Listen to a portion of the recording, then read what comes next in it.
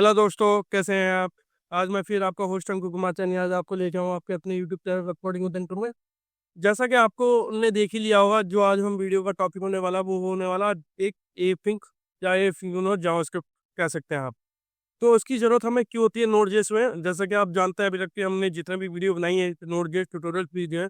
एक बार मैंने आपको बताई है नोड जेएस में कि नोड जेएस में क्या होता है, वो सब एफिंक कॉल एसिंक्रोनस कॉल होती है और उसके अलग अलग मेथड्स होते हैं नोड जेएस जो हम करते हैं।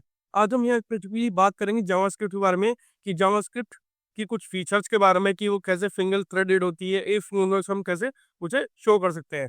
तो चलिए देर ना करते हुए वीडियो को स्टार्ट करते हैं और चलते हैं अपनी नेक्स्ट स्लाइड पे। तो आज हम यहाँ एक बात करेंगे, जैसे कि आप देख सकते हैं कि आपको पता भी होगा इस बारे में कि जो जावास्क्रिप्ट है वो क्या है, एक सिंक्रोनस लैंग्वेज है। सिंक्रोनस मतलब स्टेप बाय स्टेप चलने वाली, मतलब first step, two step, three step, ऐसे जब स्टेप बाय स्टेप जब हमारा फंक्शन रन होता है तो उसे क्या कहता है, सिंक्रोनस रनिंग प्रोग्राम कहता है। ठीक है।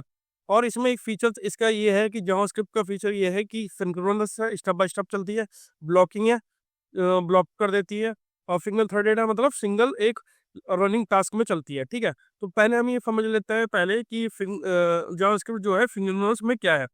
तो अगर आप देख सकते हैं साइड में मेरे दो फंक्शन बने हैं, फंक्शन है या फंक्शन बी। इन दोनों ही फंक्शन में मैंने कंट्रोल लॉग किया हुआ है। ठीक है। और लास्ट में मैं ए और बी से इसे कॉल कर रहा हूँ। आप यहाँ देखेंगे कि फंक्शन ए है, कंट्रोल लॉग ए लिया हुआ है, और फंक्शन बी मैंने कंट्रोल लॉग बी लिया हुआ है। ए को कॉल किया, बी को कॉल किया। तो ये कैसे डिस्प्ले होंगे, तो ये आपका डिस्प्ले होंगे लॉग ए डिस्प्ले और लॉग बी डिस्प्ले। ठीक है। पहले लॉग ए कंट्रोल होगा, फिर बी का लॉग कंट्रोल होगा। अब ऐसा क्यों है, जैसा कि मैंने आपको बताया है कि जो जावास्क्रिप्ट है वो क्या है, सिंक्रोनस है। इसमें क्या होता है कि जैसे हम पे दो फंक्शन है, तो जब भी कोड एग्जीक्यूट होगा तो जो भी जब भी जावास्क्रिप्ट का कोड एग्जीक्यूट होता है तो टॉप टू बॉटम चलता है। ठीक है। वो हर कोड एक लाइन एक at a time given time में चलती है। ठीक है। तो इसमें क्या होगा, जब भी हम ए को कॉल करेंगे तो पहले ए का चलेगा, और बी को कॉल करेंगे तो बी का जो अंदर मैसेज है फंक्शन में वो डिस्प्ले होगा। तो सिंक्रोनस का मतलब ये है कि हर लाइन एट अ टाइम चलती है और स्टेप बाय स्टेप चलती है टॉप टू बॉटम। तो ये सिंक्रोनस का नेचर है जावास्क्रिप्ट में। अब हम इसमें एक बात करेंगे कि जावास्क्रिप्ट ब्लॉकिंग कैसे होती है। ठीक है। अभी तक हमने बात करी सिंक्रोनस क्या है, तो वो मैंने आपको बताया कि सिंक्रोनस में क्या होता है, स्टेप बाय स्टेप हमारा कोड एग्जीक्यूट होता है टॉप टू बॉटम लाइन में। ठीक है। अब तो ब्लॉकिंग का क्या मतलब है, जावास्क्रिप्ट क्या करती है, ब्लॉक कर देती है। नहीं, ऐसा नहीं है।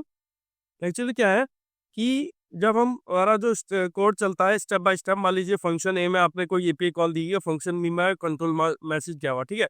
तो जब हम इसे रन करेंगे पर्टिकुलर प्रोग्राम को, तो क्या होगा, फंक्शन है में जब तक कि रिस्पांस हमें डेटा से, मतलब कि आपने मान लीजिए कोई एपीआई हिट करवा रखी जहाँ से डेटाबेस से आप डेटा एक्सेस कर रहे हो, मान लीजिए उसमें कुछ टाइम लग गया, तो तब तक वो बाकी का जो एग्जीक्यूशन है, जो अगला फंक्शन रन होना चाहिए वो नहीं होगा। वो तब तक वो ब्लॉक रहेगा जब तक कि मुझे उस पर्टिकुलर एंड एपीआई से कुछ रिजल्ट ना मिल जाए।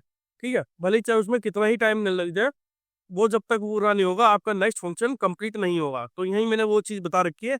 तो ये जो नेचर होता है ये होता है ब्लॉकिंग नेचर का। तो जावास्क्रिप्ट क्या होती है कि भले ही कितना टाइम लग जाए, वो हर कोड को स्टेप बाय स्टेप लेगी। भले ही कोड में 1 मिनट लगे, 2 मिनट लगे, कितना भी टाइम लग सकता है। ये डिपेंड करता है कि क्या हमने उसमें कॉल करी है। ठीक है। तो वो जब तक उस पर्टिकुलर टास्क को कंप्लीट नहीं करेगी, वो कोड नेक्स्ट पे मूव नहीं होगा। तो ये जो नेचर होता है, ये ब्लॉकिंग नेचर होता है, जो कि जावास्क्रिप्ट में हमें देखने को मिलता है। ठीक है। अब हम बात करेंगे जावास्क्रिप्ट एक और मेथड की, जिसे हम कहेंगे सिंगल थ्रेडेड। ठीक है। अब तो सिंगल थ्रेडेड क्या है, तो थ्रेड क्या होता है, सिंपली एक प्रोसेस होती है जो कि हमारी जावास्क्रिप्ट प्रोग्राम को रन करने के काम आती है। ठीक है। कोई भी प्रोग्राम है उसे रन करना, तो एक थ्रेड है, या थ्रेड आप ले लीजिए, आप कह लीजिए इसे प्रोसेस है। ठीक है। तो एक प्रोसेस होती है जिसके थ्रू हम जावास्क्रिप्ट प्रोग्राम को रन करते हैं। ठीक है। तो हर थ्रेड क्या करता है, एक टास्क एट अ टाइम करता है। एक थ्रेड दे दिया, एक टास्क एट अ टाइम है। लेकिन सबसे बड़ी प्रॉब्लम ये है कि जावास्क्रिप्ट में एक ही थ्रेड होता है, और वही हमारा मेन थ्रेड होता है जो कि एग्जीक्यूट करता है एनी कोड को। ठीक है। तो जिसकी वजह से क्या होता है कि वो एक ही मेन थ्रेड होता है, और मेन थ्रेड पूरे प्रोग्राम को at a time her line को हर बार पढ़ेगा, पढ़ पढ़ के एक फंक्शन पढ़ेगा, दूसरा फंक्शन पढ़ेगा। अगर मान लीजिए एक फंक्शन में उसे कुछ टाइम लगेगा, तो जब तक वो फंक्शन कंप्लीट ना हो जाए वो नेक्स्ट फंक्शन में मूव नहीं करेगा। तो ये तो ब्लॉकिंग नेचर है। लेकिन सिंगल थ्रेडेड का मतलब यही है कि वो एक सिंपल उस पे एक ही मेन प्रोसेस होती है, मेन थ्रेड कह लीजिए आप उसे। तो वो जब तक कि वो टॉप टू बॉटम चलता है फंक्शन कोड में, और जिसकी वजह से क्या है, वो एक सिंगल थ्रेडेड लैंग्वेज है। मतलब एक ही मेन प्रोसेस है, एक ही प्रोसेस चलेगी जो हमारी पूरे फाइल के जो लाइन ऑफ कोड है उसे ऊपर से लेकर नीचे तक पढ़ेगी, और करस्पॉन्डिंग उसका रिजल्ट आपको शो कर देगी। ठीक है। अब इसमें क्या प्रॉब्लम है, प्रॉब्लम जो है हमारी जावास्क्रिप्ट में, प्रॉब्लम ये है कि पहले तो फिंगर है सिस्टमेटिक वे में चलती है, ठीक है, ब्लॉक है, ब्लॉक कर देती है हमारे पूरे। मान लीजिए मेरा किसी एपीआई कॉल में बहुत सारा टाइम ले रहा है, तो मैं तो बैठा रहूंगा, मेरे पूरे सिस्टम को भी ब्लॉक कर देगी। उसकी वजह से ना मैं दूसरी टास्क कर पाऊंगा, और एक सिंगल थ्रेड है क्योंकि एक ही थ्रेड है जो पूरे काम करता है, ठीक है। अब मैं यहाँ आपको एक एग्जांपल शो करने से समझा रहा हूँ कि आगे क्या प्रॉब्लम हो सकती है। तो आप यहाँ देख सकते हो एग्जांपल में कि मैंने एक रिस्पॉन्स, एक वेरिएबल लिया, लेट करके मैंने रिस्पॉन्स लिया, फेच डेटा में मैं कोई मेरी एक एंड पॉइंट है, और ये फेच डेटा को मैं, मान लीजिए डेटा मैं डेटाबेस से एक्सेस कर रहा हूँ या फेच कर रहा हूँ एपीआई के थ्रू, तो ये डेटा मैं इसमें रिस्पॉन्स शो कर रहा हूँ। अब जब तक कि मुझे फेच डेटा में एंड एपीआई से कोई मुझे डेटा नहीं मिलेगा, तब तक मैं यहीं रुका रहूंगा, और जब तक उसकी वजह से क्या होगा, मैं डिस्प्ले डेटा में अपना डेटा शो नहीं कर पाऊंगा। मान लीजिए आपका जो डेटा है, फेच डेटा जो हमने एपीआई कॉल लगाई है, उसमें मान लीजिए वो एक सेकंड ले रहा है या 1 मिनट ले रहा है, ठीक है। तो जब तक वो वही रुका रहेगा, जब तक कि उससे उसका कोड एग्रीगेट डिस्प्ले नहीं होगा। अगर ऐसा सिंपली अगर वो लाइन, मान लीजिए अगर हम सिंपली प्रोसेस हो जाता नेक्स्ट लाइन में, तो हमें एक एरर देखने को मिलेगा। वो आपको पूछेगा कि भाई जो रिस्पॉन्स है जो हमें मिला ही नहीं वो क्या है।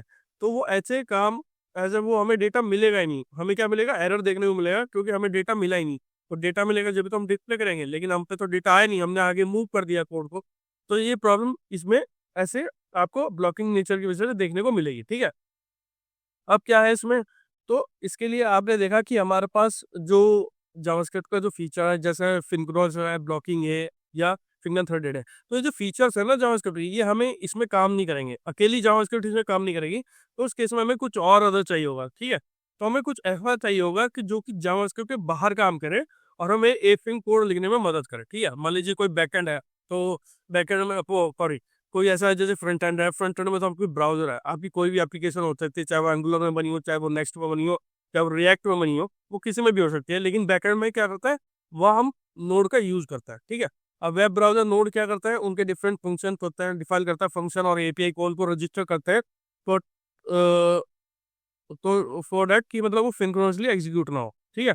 जब इंस्टेड ऑफ इवोक जब, और नोड जेट के पे जब करो जबकि हम कोई इवेंट फायर करें, क्योंकि ऑलरेडी मैंने आपको बताया कि जो नोड जेस है वो event architecture, event driven architecture, मतलब किसी इवेंट पे ही कॉल एपीआई कॉल करूंगा मैं, वैसे कॉल नहीं करूंगा, ठीक है। मान लीजिए फॉर एग्जांपल अगर क्या है, जैसे कि पैसेज ऑफ टाइम कहता है, तो उसमें हम फेट टाइम आउट और फेट इंटरवल का यूज कर सकता है, ठीक है। तो यूजर इंटरेक्शन में हम माउस में इवेंट, जैसे यूजर इंटरेक्शन जो इवेंट की बात हम जो कर रहे हैं, तो हम उसमें इवेंट लिसनर लगा सकते हैं। या फाइल सिस्टम से अगर हमें डेटा रीड करना, और अगर मुझे डेटा मिल गया तो मैं उसके बेस पे कॉल बैक या प्रोमिस या एसिंक अवेट लगा सकता हूँ। तो ऐसे कुछ फीचर है जो हमें नोड.js प्रोवाइड करती है, ठीक है। अब इसमें क्या है, तो मैंने आपको बताया कि जो जावास्क्रिप्ट होती है वो सिंक्रोनस ब्लॉकिंग और सिंगल थ्रेडेड लैंग्वेज है, ये तो आपको अभी तक की वीडियो में पता ही चल गया होगा, ठीक है। तो ये जो है, ये जो नेचर है जावास्क्रिप्ट का, ये हमें बेनिफिशियल, मतलब हमें एप्लीकेशन राइट करने में, हमें अगर एप्लीकेशन बिल्ड करनी है तो बेनिफिशियल नहीं है, वो हमारे काम की नहीं है। क्योंकि अगर हम इसमें बिल्ड करेंगे जावास्क्रिप्ट में एप्लीकेशन, तो वही प्रॉब्लम सॉर्ट आउट प्रॉब्लम होगी कि ये वो हमारी एप्लीकेशन को ब्लॉक कर देगा, कोई रिक्वेस्ट नहीं आएगी, सिंगल थ्रेडेड है, सिंगल एक ही प्रोसेस रन होगी और स्टेप बाय स्टेप चलेगी, ठीक है। तो ये कुछ है जो इसकी वजह से हम अपनी अपनी एप्लीकेशन जावास्क्रिप्ट में नहीं रख सकते, ठीक है। तो अगर हमें नॉन ब्लॉकिंग सिग्नल बिहेवियर चाहिए, नॉन ब्लॉकिंग का मतलब ये है कि मेरी जो प्रोसेस है वो बैकएंड में चलती रहे, और जब मुझे डेटा मिले तो मुझे फ्रंट एंड में मिले। तो पॉसिबल है ब्राउजर में फ्रंट एंड की वजह से हेल्प से, ठीक है। ब्राउजर कोई फ्रंट एंड जो होगा, आप किस में देखोगे, आप किसी भी ब्राउजर में फ्रंट एंड ही देखते हो ना, किसी भी एप्लीकेशन का। तो ब्राउजर तो बेसिकली फ्रंट एंड देखने के काम आता है। अब इससे जो होता है वो बैकएंड में हम नोड.js ले सकते हैं, ठीक है। तो इसकी वजह से क्या होता है, जहाँ हम नहीं चाहते हैं कि हमारा जो है मेन जावास्क्रिप्ट थ्रेड ब्लॉक हो, तो वहाँ हम क्या करते हैं, नोड जेस को यूज कर सकते हैं। तो जिसकी वजह से हम कम बिल्ट इन जो उसके खुद के कुछ बिल्ट इन मॉड्यूल है, जहाँ हम ये देख सकते हैं, ठीक है। तो मैंने जैसे कि आपको बताया कि स्टाइल ऑफ प्रोग्रामिंग क्या होता है, where we don't block the main JavaScript threading fundamental to Node JS, ठीक है। जहाँ हम मेन जावास्क्रिप्ट के थ्रेड को ब्लॉक नहीं करती, उसके अंदर एक एसिंक हम जो बिल्ट इन फंक्शन होता है नोड जेस में, वो हम इसमें एम्बेडेड करता है, जिसकी वजह से एक जो नॉन ब्लॉकिंग बिहेवियर होता है वो हमें जावास्क्रिप्ट को प्रोवाइड कर पाता है नोड जेस के हेड से बैकएंड में। तो आई होप आपको ये समझ में आया होगा कि कैसे हम जावा एक स्ट्रिंग को जावास्क्रिप्ट डिस्प्ले करवा सकते हैं, ये हम कैसे काम कर सकते हैं नोड जेस की हेल्प से, ठीक है। अगर आपको इसमें कुछ प्रॉब्लम है तो मुझे कमेंट बॉक्स में लिख के बताइए, और अगर आपका कोई क्वेश्चन है तो वो भी आप मुझे इसमें मेरी वीडियो में लिख के दिखा सकते हैं।